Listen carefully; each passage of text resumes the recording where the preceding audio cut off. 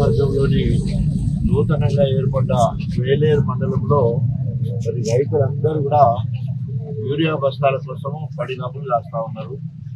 అది కూడా పట్టేదారు పాస్ పుస్తకం ఉండి ఆధార్ కార్డు ఉంటే ఎకరాకు ఒక బస్తా ఇస్తున్నారు. అది కూడా రైతులకు ఎక్కడ కూడా సరిపోవడం లేదు. ఎకరాకు ఒక బస్తా సరిపోదు ఒకటి. అదేవిధంగా రోజులకు సరిపడబడ్డ కూడా అందరి రైతులకు అందడం లేదు. కాబట్టి ఈ రోజు గత 10 ఏళ్లలో కేసీఆర్ పాలన ఎన్నడూ కూడా మరి ఇట్లాంటి యూరియా దొరికిన పరిస్థితి కాదు. ఇప్పుడు వేసంగి అయిపోగానే మే జూన్ నెలలోనే స్టాక్ వచ్చి నిండేది. అవసరం ఉంటే రైతు ఒక ఎకరాకి 5 బస్తాలు తీసుకుపోయినా కూడా ఫ్రీగా ఇచ్చే పరిస్థితి ఉంటాయి. కానీ ఈ రోజు దురదృష్టం, రైతును రాజును చేయాలని కేసీఆర్ ఆలోచిస్తే రైతుకి రాక్షస పాలన పెడుతూ రైతుల పాలిట రాక్షసు లెక్క రేవంత్ రెడ్డి గారు ఏమాత్రం పట్టించుకోవడం లేదు. ఇప్పటికే రైతులు దాదాపు 533 మంది చనిపోయారు. కారణం ఏంటంటే రైతు రుణమాఫీ 2 లక్షలు చేస్తాం, దాని మీద ఎక్కువ ఉంటే మీరు కట్టుకుంటే అవి కూడా చేస్తామంటే అవి కూడా కట్టుకో అనేక రైతులు మరి బ్యాంకు మేనేజర్లు లేదా రికవరీ చేసే వాళ్ళు వస్తే వాళ్ళ వేధింపులకు అనేక మంది బ్యాంకులనే రైతులు ఆత్మహత్య చేసుకున్న పరిస్థితి మనం చూస్తున్నాం.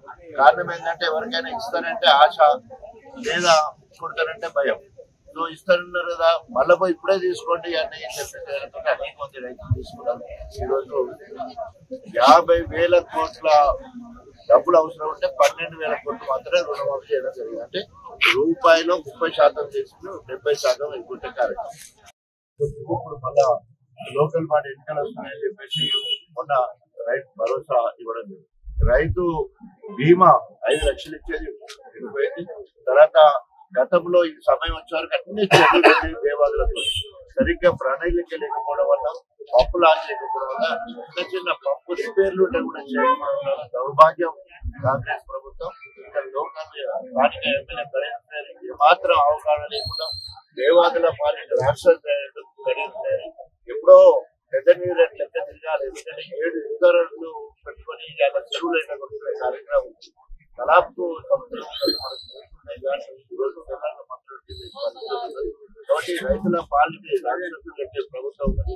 తప్పకుండా ఎప్పుడు మరి ఇప్పటికైనా శుద్ధశుద్ధులు ఏంటంటే కాంగ్రెస్ పార్టీల కాంగ్రెస్ నాయకులు ఏమాత్రం శుద్ధశుద్ధుల రైతుల కోసం చూసి వెంటనే సరిపోయేంత మరి యూరియాను వెంటనే విడుదల చేయాలని డిమాండ్ చేస్తూ, అంతేకాకుండా వేలేరులో ఇక్కడ డెంగ్యూ జ్వరాలు తీవ్రతరం అయిపోయింది. చాలా ఇంటింటికి ఒక పేషెంట్ లెక్క అయిపోయింది. కమ్మరిపేట తండాలు మొత్తం కూడా విష జ్వరాలతోటి నిండుకున్నాయి. తర్వాత శాలపల్లి కూడా విష జ్వరాలు ఎక్కువైపోయినాయి. తర్వాత వేలేరు మండలం మొత్తం కూడా విష జ్వరాలు చనిపోయి దాంట్లో భాగంగానే రమేష్ కూతురు మన యాదవ్ 7 సంవత్సరాల పాప డెంగ్యూ జ్వరంతో వైద్యం చేసినప్పటికీ పడిపోయి చనిపోవడం జరిగింది. కాబట్టి ఈ రోజు ఇవన్నీ డెంగ్యూ వస్తుందంటే దోమలు ఉండడం వల్ల ఎక్కడైతే నీళ్లు నిల్వ ఉండి దోమల స్థావరాలు ఉంటాయో మరి వాటి వెంటనే కొబ్బరి బోండాలు కావచ్చు, గడ్డాముల కింద కావచ్చు, పాడుబడ్డ బాయిలు కావచ్చు, పాడుబడ్డ ఇండ్లు కావచ్చు, మురికి కాలువలు కావచ్చు, ఈ మాత్రము శుభ్రత లోపించిపోయింది అంటున్నారు. గతంలో నెలకి 260 కోట్లు గ్రామ పంచాయతీ నేరుగా నిధులు వచ్చేది కాబట్టి చేతిలో డబ్బులు ఉండేది. ఎక్కడెక్కడ శుభ్రంగా చేసే కార్యక్రమం శుభ్రత లోపించడం వల్ల ఎక్కడ పడితే అక్కడ నీళ్లు నిల్వ ఉండడం వల్ల దోమలను నివారించకపోవడం వల్ల డెంగ్యూ వస్తుంది. వెంటనే డిఎంహెచ్ఓ గారు మరి చర్య తీసుకొని ప్రత్యేక బృందాలను ఇక్కడికి పంపించి సర్వే చేసి మొత్తం అందరి శాంపిల్స్ తీసుకొని మరి ఎంతమంది డెంగ్యూనా కూడా వెంటనే ప్రొఫిలాక్టిక్ ముందు జాగ్రత్తగా చేసుకోవాలి.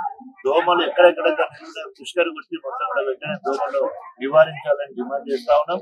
ఇంకా ఫర్దర్ గా ఎలాంటి మరణాలు జరగకపోతే ప్రభుత్వం అప్రమత్తం కావాలని చెప్పేసి, ఎందుకంటే మొత్తం కూడా గతంలో టీఆర్ఎస్ ప్రభుత్వం 10 సంవత్సరాల్లో డెంగ్యూ జ్వరాలు మాయమైపోయినాయి, టైఫాయిడ్ జ్వరాలు లేకుండా అయిపోయినాయి. దేశం మొత్తంలో కూడా తక్కువ కేసులు ఎక్కడంటే తెలంగాణలో ఇవాళ కేసులు ఎక్కడంటే ఈ రోజు మరి తెలంగాణలో, అందులో ముఖ్యంగా గణపురం నియోజకవర్గంలో విష జ్వరాలు మరి విజృంభించి మరి ఈ రోజు మరణం కూడా జరిగింది. సో ఇంకా ఫర్దర్ గా ఎలాంటి ప్రాణ నష్టం జరగకుండా వెంటనే చర్యలు తీసుకోవాలని డిమాండ్ చేస్తాం.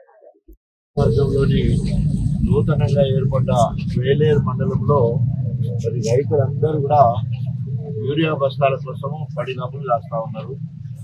అది కూడా పట్టేదారు పాస్ పుస్తకం ఉండి ఆధార్ కార్డు ఉంటే ఎకరాకు ఒక బస్తా ఇస్తున్నారు. అది కూడా రైతులకు ఎక్కడ కూడా సరిపోవడం లేదు. ఎకరాకు ఒక బస్తా సరిపోదు ఒకటి. అదే విధంగా రోజుల సరిపడబడ్డ కూడా అందరి రైతులకు అందడం లేదు. కాబట్టి ఈ రోజు గత 10 ఏళ్లలో కేసీఆర్ పాలన ఎన్నడూ కూడా మరి ఇట్లాంటి యూరియా దొరికిన పరిస్థితి కాదు. ఇప్పుడు వేసంగి అయిపోగానే మే జూన్ నెలలోనే తాకంత వచ్చి నిండేది. అవసరం ఉంటే రైతు ఒక ఎకరాకి 5 బస్తాలు తీసుకుపోయినా కూడా ఫ్రీగా ఇచ్చే పరిస్థితి ఉంటాయి. కానీ ఈ రోజు దురదృష్టం, రైతును రాజును చేయాలని కేసీఆర్ ఆలోచిస్తే రైతుకి రాక్షస పాలన పెంచు రైతుల పాలిట రాక్షసు లెక్క రేవంత్ రెడ్డి గారు ఏమాత్రం పట్టించుకోవడం లేదు. ఇప్పటికే రైతులు దాదాపు 533 మంది చనిపోయారు. కారణం ఏంటంటే రైతు రుణమాఫీ 2 లక్షలు చేస్తాం, దాని మీద ఎక్కువ ఉంటే మీరు కట్టుకుంటే అవి కూడా చేస్తామంటే అవి కూడా కట్టుకుని అనేక రైతులు మరి బ్యాంకు మేనేజర్లు లేదా రికవరీ చేసే వాళ్ళు వస్తే వాళ్ళ వేధింపులకు అనేక మంది బ్యాంకులనే రైతులు ఆత్మహత్య చేసుకున్న పరిస్థితి మనం చూస్తున్నాం. కారణం ఏంటంటే ఎవరికైనా ఇస్తారంటే ఆశ లేదా కొడతారంటే భయం. సో ఇస్తారన్నారు కదా, మళ్ళీ పోయి ఇప్పుడే తీసుకోండి అని చెప్పేసి అనేక మంది రైతులు తీసుకున్నారు. ఈరోజు 50,000 కోట్ల డబ్బులు అవసరం ఉంటే 12,000 కోట్లు మాత్రమే రుణమాఫీ చేయడం జరిగింది. అంటే రూపాయిలో 30% తీసుకుని 70% ఎగ్గుంటే కార్యక్రమం. ఇప్పుడు మళ్ళా లోకల్ బాడీ ఎన్నికలు వస్తున్నాయని చెప్పేసి మొన్న రైతు భరోసా ఇవ్వడం జరిగింది. రైతు బీమా 5 లక్షలు ఇచ్చేది పోయింది. తర్వాత గతంలో ఈ సమయం వచ్చే వరకు అన్ని చెల్లి దేవాదులతో సరిగ్గా ప్రణాళిక లేకపోవడం వల్ల, పంపు లాంచ్ లేకపోవడం వల్ల, చిన్న చిన్న పంపు రిపేర్లు ఉంటే కూడా చేయకపోవడం వల్ల దౌర్భాగ్యం కాంగ్రెస్ ప్రభుత్వం. ఇక్కడ లోకల్ స్థానిక ఎమ్మెల్యే గణేష్ మాత్రం అవగాహన లేకుండా దేవాదుల పాలిట రాష్ట్ర ఎప్పుడో పెద్ద నీరు లెక్క తిరగాలి. ఎందుకంటే 7 యుద్ధరులు పెట్టుకొని అలా చెరువులైనా కొట్టుకునే కార్యక్రమం తలాపు సముద్రం కాబట్టి రైతుల పాలిటీ రాష్ట్రం కట్టే ప్రభుత్వం తప్పకుండా ఎప్పుడు మరి ఇప్పటికైనా సిద్ధశుద్ధి ఏంటంటే కాంగ్రెస్ పట్ల కాంగ్రెస్ నాయకులు ఏమాత్రం సిద్ధశుద్ధున్న రైతుల కోసం చూసి వెంటనే సరిపోయేంత మరి యూరియాను వెంటనే విడుదల చేయాలని డిమాండ్ చేస్తూ, అంతేకాకుండా వేలేరులో ఇక్కడ డెంగ్యూ జ్వరాలు తీవ్రతరం అయిపోయింది. చాలా ఇంటింటికి ఒక పేషెంట్ లెక్క అయిపోయింది. కమ్మరిపేట తండాలు మొత్తం కూడా విష జ్వరాలతోటి నిండుకున్నాయి. తర్వాత శాలపల్లి కూడా విష జ్వరాలు ఎక్కువైపోయినాయి. తర్వాత వేలేరు మండలం మొత్తం కూడా విష జ్వరాలు చనిపోయింది. దాంట్లో భాగంగానే రమేష్ కూతురు మన యాదవ్ 7 సంవత్సరాల పాప డెంగ్యూ జ్వరంతో వైద్యం చేసినప్పటికీ చనిపోవడం జరిగింది. కాబట్టి ఈ రోజు ఇవన్నీ డెంగ్యూ ఎందుకు వస్తుందంటే దోమలు నిలువ ఉండడం వల్ల. ఎక్కడైతే నీళ్లు నిల్వ ఉండి దోమల స్థావరాలు ఉంటాయో మరి వాటి వెంటనే కొబ్బరి బొండాలు కావచ్చు, గడ్డాముల కింద కావచ్చు, పాడుబడ్డ బాయిలు కావచ్చు, పాడుబడ్డ ఇండ్లు కావచ్చు, మురికి కాలువలు కావచ్చు, ఈ మాత్రము శుభ్రత లోపించిపోయిందని ఉండాలి. గతంలో నెలకి 240 కోట్లు గ్రామ పంచాయతీ నేరుగా నిధులు వచ్చేది కాబట్టి చేతిలో డబ్బులు ఉండేది. ఎక్కడెక్కడ శుభ్రంగా చేసే కార్యక్రమం శుభ్రత లోపించడం వల్ల ఎక్కడ పడితే అక్కడ నీళ్లు నిల్వ ఉండడం వల్ల దోమలను నివారించకపోవడం వల్ల డెంగ్యూ వస్తుంది. వెంటనే డిఎంహెచ్ఓ గారు మరి తీసుకొని ప్రత్యేక బృందాలను ఇక్కడికి పంపించి సర్వే చేసి మొత్తం అందరి శాంపిల్ చూసుకొని మరి ఎంతమంది డెంగ్యూ కూడా వెంటనే ప్రొఫిలాక్టిక్ ముందు జాగ్రత్త చేసుకోవాలి. దోమలు ఎక్కడెక్కడైతే పుష్కరి గుర్తి మొత్తం కూడా వెంటనే దోమలు నివారించాలని డిమాండ్ చేస్తా ఉన్నాం. ఇంకా ఫర్దర్ గా ఎలాంటి మరణాలు జరగకపోతే ప్రభుత్వం అప్రమత్తం కావాలని చెప్పేసి, ఎందుకంటే మొత్తం కూడా గతంలో టీఆర్ఎస్ ప్రభుత్వం 10 సంవత్సరాల్లో డెంగ్యూ జ్వరాలు భయమైపోయినాయి, టైఫాయిడ్ జ్వరాలు లేకుండా అయిపోయినాయి.